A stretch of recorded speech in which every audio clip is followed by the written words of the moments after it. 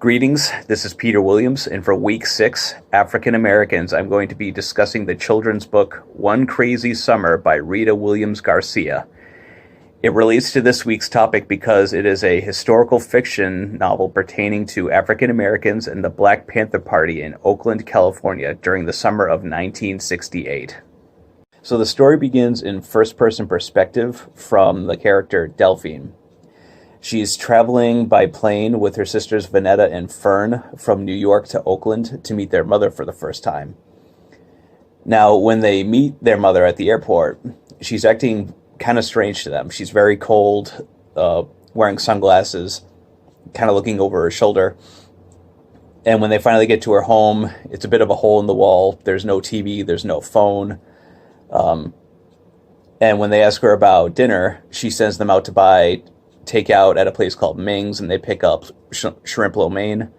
And later on that night, 3 Black Panthers arrive at her doorstep, and she sends them into the other room, and they can overhear her talking about using her printing and her ink. And now, from that conversation, you can piece together, because one of her rules at her house is that the children, they're not allowed to go into the kitchen. So, as a reader, you can piece together that, okay, her printer is in the kitchen. So the next day, their mother, who's named Cecile, she sends them to the People's Center for breakfast, and there they interact with different Black Panthers, and they end up meeting Sister Makumbu, who gives a demonstration with one of the other children, Hiroshido, about the sun and the earth.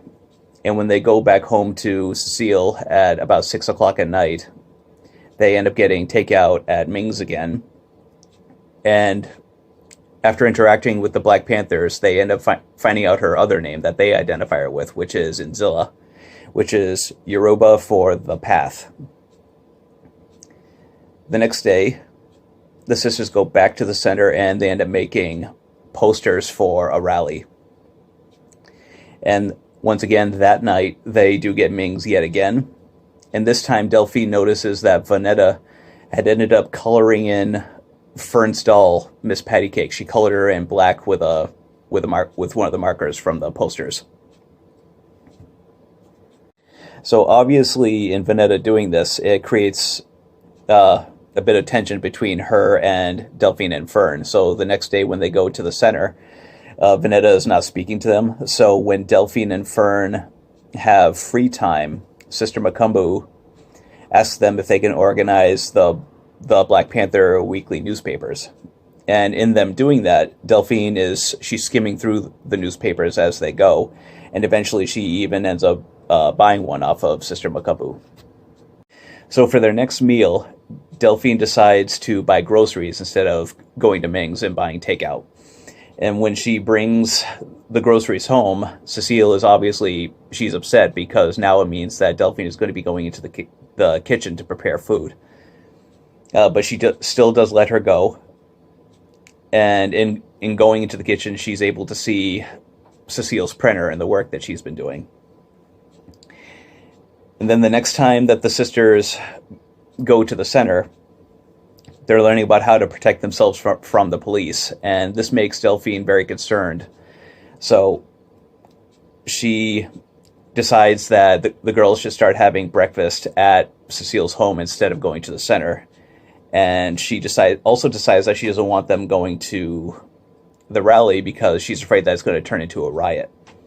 But then Sister Makumbu states that the sisters are going to be giving a special presentation at the rally. And then Cecile also tells them that they can't back out, so now they have to do it. And on the third Saturday of their stay in Oakland, Delphine decides that she wants to plan a trip for her and her sisters. And they end up going to San Francisco, and they ride on the cable car to Chinatown, and then down to the Fisherman's Wharf, where they get to view the Golden Gate Bridge. And when they get back to Oakland and to Cecile's house outside, they can see that she and 2 Black Panthers are being arrested. And after the police leave, the sisters, they go back inside the house to see that the kitchen and the printer have been completely wrecked. And when word spreads to the other Black Panthers, Sister Makumbu announces that she wants everybody at the People Center to hand out flyers regarding the rally, so that way they can help support Cecile and all the other Black Panthers that have been arrested. So after the sisters and people at the People Center end up handing out the flyers, more than 1,000 people end up showing up to the park for the rally. And after different presentations have been put on and the play has been put on, it's then Vanetta's turn to give her presentation, which she was planning on reading a poem. But she gets very nervous, and so the sisters decide to read the poem together. And they end up reading one of their mother's poems, which they changed the title to I Birthed a Black Nation, adding in the word black.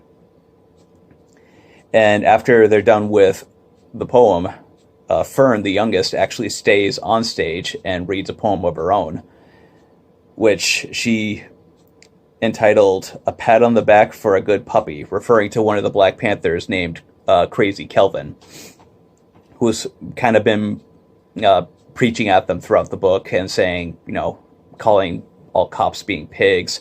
And in the poem, she ends up revealing that she saw Crazy Kelvin talking with the police, and they patted him on his back. So basically, she ends up in the poem, she ends up outing him as a rat to everybody at the rally.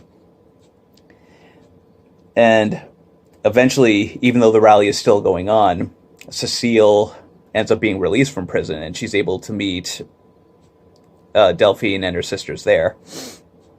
And Cecile feels that they did a very good job with it. And then, back at the house, the sisters tell Cecile about their trip to San Francisco and all the things that they got to see there. And when the younger sisters, Vanetta and Fern, go to bed, Delphine goes to the kitchen to see that Cecile is trying to fix the printer. And here, Cecile tells Delphine that she's disappointed that she never called her father while she was in prison. And this results in Delphine with a very angry response saying, well, you've never been there for us anyways. And Cecile, she responds by recounting the things that had happened and why she left home, and explaining to her the things that had happened when her youngest sister was born and the things that she was going through at the time and how she met her father. And she also reveals to Delphine that Fern's name was originally supposed to be Afua, and that was one of the reasons why she ended up leaving them. She doesn't explain the significance of that as far as why she left because of the name. But the next morning, she does bring them to the airport because it's time for them to go home. And then Delphine tells Fern that was meant to be her real name, and they do tease her a little bit about it. But once they're at the airport, they do get in line, but before they board their plane, they do give their mother one last hug before they go, and it kind of shows that they've officially connected. And that moment ends up concluding the story. Now, as far as how the book offers usefulness in understanding the culture, it's very good at offering insight into what it was like being an African American back in 1968, especially also as far as being a Black Panther. Throughout the book, there are mentions of Delphine representing her race, and as far as how she has to carry herself a certain way.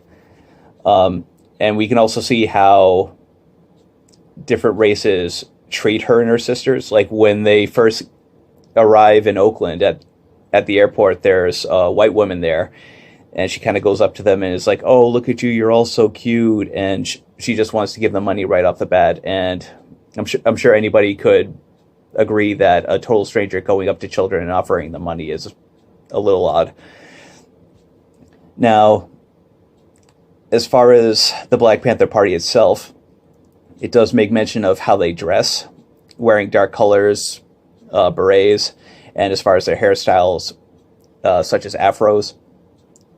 It also goes into the things that they do for the community, such as protecting poor black people from the powerful, offering things such as food, clothing, and medical help, and helping fight racism. And of course, obviously, the book with the People Center offering breakfast every morning, that definitely shows how they did try to help people.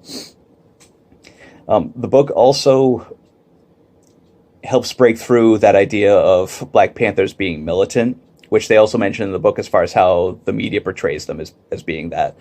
But throughout the book, you could see that how they're joking with white people, they're providing services for white people and Mexicans as well. So it's not just exclusively for blacks. It also touches on some of their slogans as well as their gestures, such as the fist in the air, the saying Black Power, and also saying remember little Bobby and free Huey. Now, as far as those people in particular, they're referring to, the first one they're referring to is Huey Newton, who is the leader of the Black Panther, and he's one of the people that's in prison that the rally is for. So in addition to Cecile, they're also having the rally to try and free him. Now, as far as Bobby, they're referring to Bobby Seale, who was the youngest Black Panther to die for the cause. He was only six years older than Delphine. And they also make mention of how Hiroshido's father was a freedom fighter, and he was arrested as well. And the book also has a lot of references to pop culture as well, too. One of them in particular being Muhammad Ali, and how he was previously named Cassius Clay. Vanetta's original poem that she was going to read at the rally was Gwendolyn Brooks's poem entitled We Real Cool. And also, the sisters make mention of how they really like to watch the Mike Douglas show 5 days a week, because he would often have Negro performers on his show. And as far as how this book can be incorporated into library programming, I think it would be a great addition for book clubs promoting inclusion for African Americans. I also think that would be great for public readings at outreach events. At the very least, I think it would be really good to incorporate for some sort of event having to do with Black History Month, just because it is historical fiction, so I think it would be a really great fit for that. I also think, since this book takes place during the summertime, I think it would be really great to have on a summer reading list for a school, and a library could have it on its display for students to access. Well, that's my review. Thank you very much. Thank you for listening, and take care.